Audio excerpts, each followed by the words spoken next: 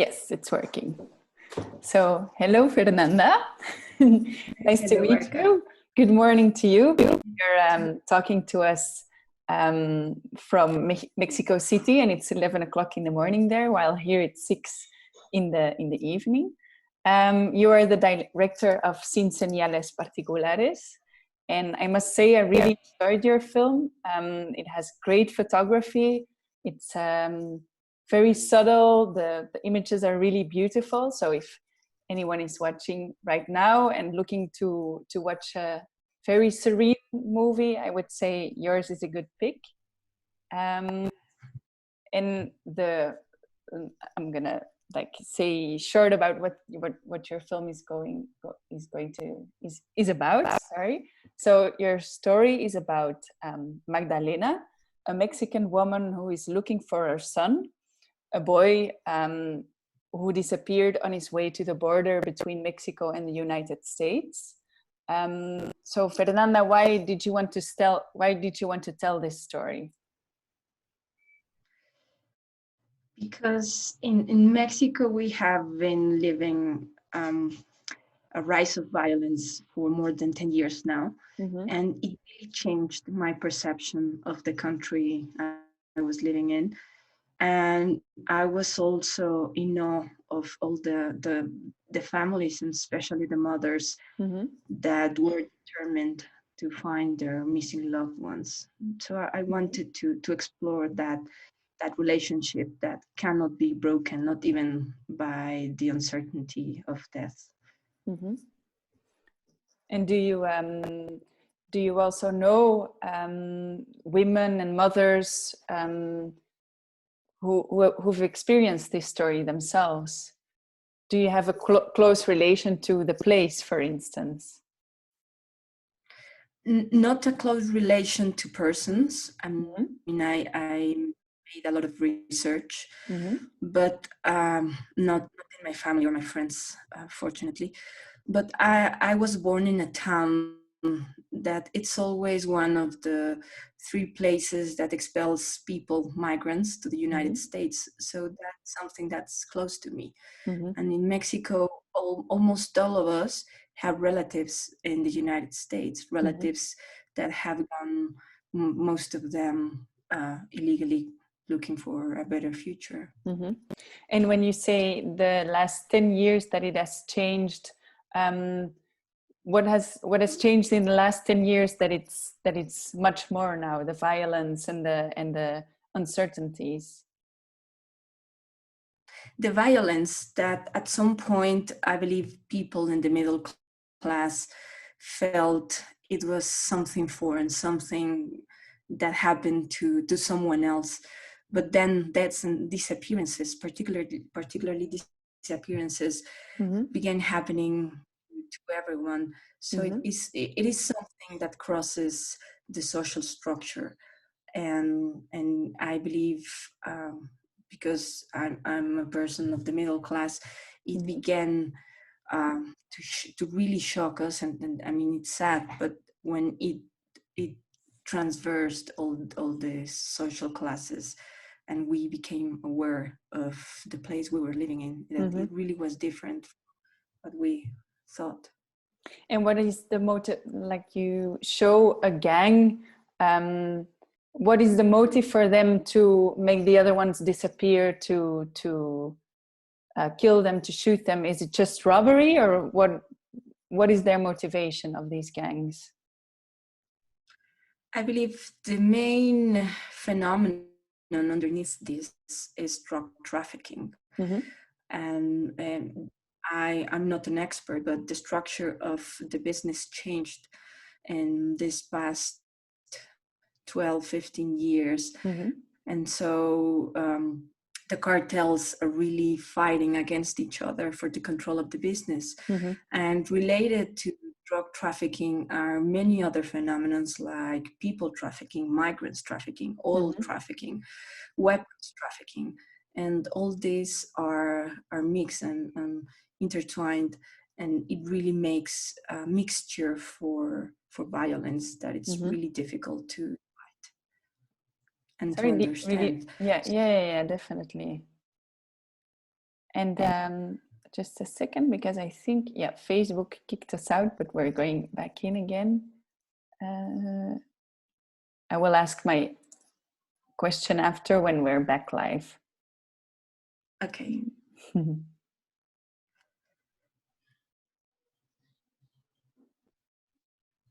Let's see.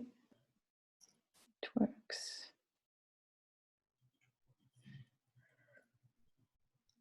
I've had this with the former interviews as well. Okay. Perhaps also because so many of us now there. Yeah, exactly. Could be. Okay. Almost. Yes, we're back. So I said at the beginning of our conversation that I think your photography was super beautiful. And on the other side, there's not much dialogue in your film. Are you a director who likes to tell the story through images and not through words? I like dialogues. I mean, when they're important, but yes, I also wanted to submerge the audience in an experience similar to that of the mother. Mm-hmm. So I was telling you just now that this phenomenon of violence is very difficult to understand, and also the film tries to use the perspective of the victim, of mm-hmm. the character that's inside and really doesn't know what's happening. Mm-hmm. So this mother doesn't know what the details of all the phenomena around her, mm-hmm. and that's why many of the scenes really are not based on dialogue but an image. Mm-hmm. So because we were to convey this feeling of not knowing and being in the unknown. Mm-hmm. Yeah, it works very strongly. And is that also why you chose for the character who was on the same bus as the boys? Was that why you chose for him not to speak Spanish, but like I think it's an indigenous language he speaks, or? Yes. Mm-hmm. Yeah, it's a language called Zapoteco. Mm-hmm. I wrote this film with the producer, with Astrid, and when we were at a certain point on the script, mm-hmm. we were having difficulties expressing the violence, the unexplainable mm-hmm. motives for violence. We had this idea of using a character that doesn't speak the same language, and that it's also kind of a metaphor. Mm-hmm. So we could approach violence more from atmospheric and metaphoric point of view, mm-hmm. than trying to explain the reason why this kind mm-hmm. of things. Mm-hmm. Beautiful. Do you speak Zapoteco yourself as well when you're from the same region? No? Okay. No, I don't. I settled on this very particular language because many people on the crew spoke it. Mm-hmm. So it was easier for me to consult with them. One of the mm-hmm. actors, David Illesca, the boy that plays Miguel, mm-hmm. his first language actually is Zapoteco, and he was one of the consultants for the film. Mm-hmm. Did you choose him, Miguel, who has a big role as well, because of, well, like, was he raised in the environment as well where you were raised? Is he from the same region? No, he's a professional actor from Mexico City, and his story is really, really amazing because he comes from a community in another state called Oaxaca, mm-hmm. and he decided to study theater and acting because he saw a play when he was young and he was fascinated and he was convinced that he wanted to become an actor. Mm-hmm. And I had worked with him in a short film, and I really wanted to work with him again. Okay. So that's but also, of course, he has a lot of experience in his family of migration, and it was wonderful to work with him. And there are many stories with particular stories. Some of them said we managed to get a visa for him to shoot the scene of the crossing of the border back to Mexico. Was it difficult to get the visa? And it wasn't so difficult because he's a professional actor, and we could prove that he was working on a film.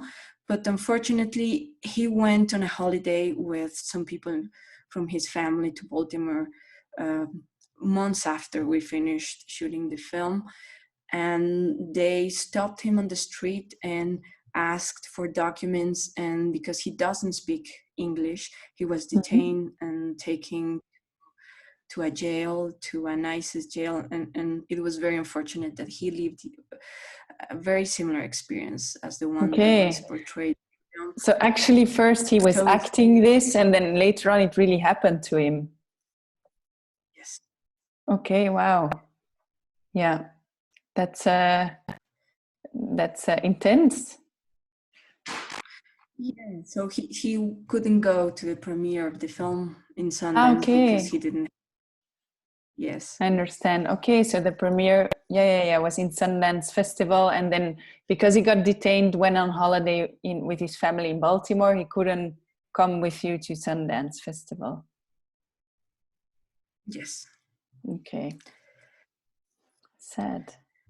Well, I think Sin Señales Particulares is really a beautiful picture showing the stories behind the numbers that we see in the news, behind the conflict on the border between the United States and Mexico.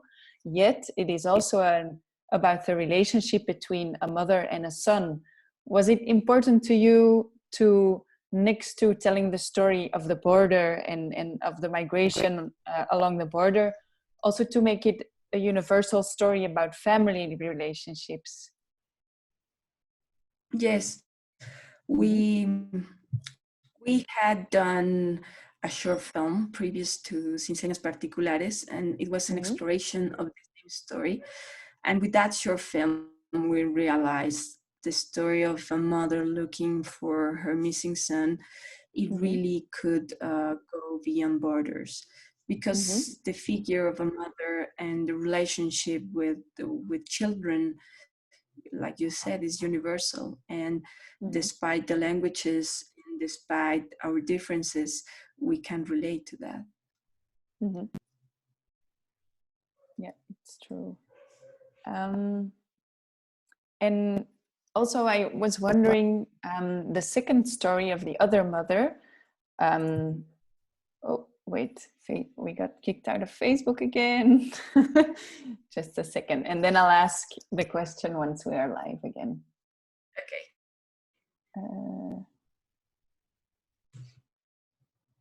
Let's see. It could be my internet as well. I'm not sure. There we are. So more in the beginning of the film, there's also a second story of another mother, not Magdalena, of which the police stopped trying to find her son. And then in the end, you think like, did the same, because it's a Q&A, so people who are seeing this or who are going to see this have seen the film. Did the same happen to her son as happened to Magdalena's son? That's a question I asked myself. Yes, I wanted to use that character for two reasons. One, to express that this phenomenon goes beyond social class, that it really is happening in Mexico, to enforce disappearances. And also because it's a character that pushes Magdalena to continue her quest. And it doesn't answer many questions, but yes, it's a boy. She's been looking for her son for 4 years, and she just recently found the body of his son who's been dead for only some days. So that's something that's happened in Mexico. It's based on a real case, Okay. and you wonder where all these people has been, why they contacted their relatives, and what's happening really beyond what we think it's normal and usual. Yeah, exactly. And then in the end, because of the Magdalena's son, we also get an answer more or less on the first story with the other mother. Yes. Okay. Then, Fernanda, I was wondering, which directors or films are you inspired by? I like, that's a difficult question always, but sorry. For this film, and even though it doesn't have a similar theme or anything, but I watched many times Walkabout from Nicolas Roeg, perhaps because of how he shot the landscape in Australia. But also, I believe Larissa Shepitko's Ascension. It's a film that really inspired me. Probably those two for this film were a lot of inspiration. What kind of films do you like to watch yourself? Do you watch a lot of films? I try. Sometimes I found myself in the last couple of years that and I believe it happens to many of us, that it's harder for me to concentrate on contents when I'm tired. So when we have a home projector at home and we try to use it, so we enjoy films more in a bigger screen on the wall. I mean, it's not a screen, we do that. So of course I love films and I try to watch. What kind of films I like? I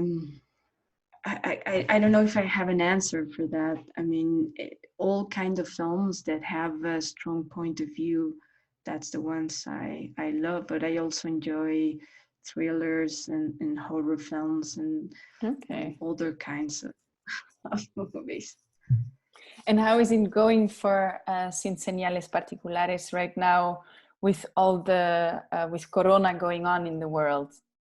Like, is it a big bummer for you? Are there still projections online? What is going on right now for your film? It's been complicated. I mean, we were very lucky with our premiere because at least the film, it's not stopped. It already is out there. But yes, there has been a lot of cancellations or postponements, and we don't really know what's going to happen, if we will be able to get theatrical distribution, because we don't know we will be able to go back into the streets and to have gatherings again. So that's all uncertainty. But on the other hand, initiatives like yours to have online festivals, they're great because it allows the film to have a life in these uncertain times. It's true. And are you able right now to work on new projects, or did you have to pause that as well? Can we already know something of your future plans? I work with Astrid Rondero, who is the producer and co-writer of this film. We're both directors. I mean, and basically, and what we have done is she directs something that I produce, and then I direct something that she produces. And in this way, we have this collaboration that pushes the both of us ahead. So now we are developing and financing her second feature. And I mean, it's kind of not in complete pause because we can still do stuff and make applications. But yes, we cannot go to scout locations or to cast actors. That's I mean, in in pause right now. Mm-hmm. And I believe all the world is with this uncertainty of Mm-hmm. how we're going to live afterwards. And I mean, for filmmakers, the question is perhaps we will need to think about other things meanwhile, and projects that we can shoot as we wait for this crisis to subside. So Mm-hmm. that's where we are. Okay. Well, then I think you gave me lots of information already, Fernanda. I would really like to thank you for our conversation. Good luck. And Fernanda just told me before we went live that she has 4 dogs. So it's good that you can still go outside and walk them. Yes. I wish you all the best of luck with Sin Señales Particulares and also with your future projects together with Astrid. And I hope to see you in the future with new work in real life at the festival with us in Belgium. Thank you very much. Thank you. Take care, Fernanda. Bye-bye.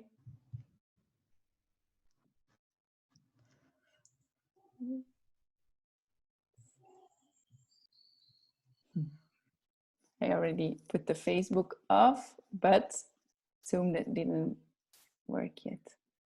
Okay, let's see. All right. See you, Fernanda. Bye-bye. Thank you. Thank you. Keep up the good work. Thank you. Bye.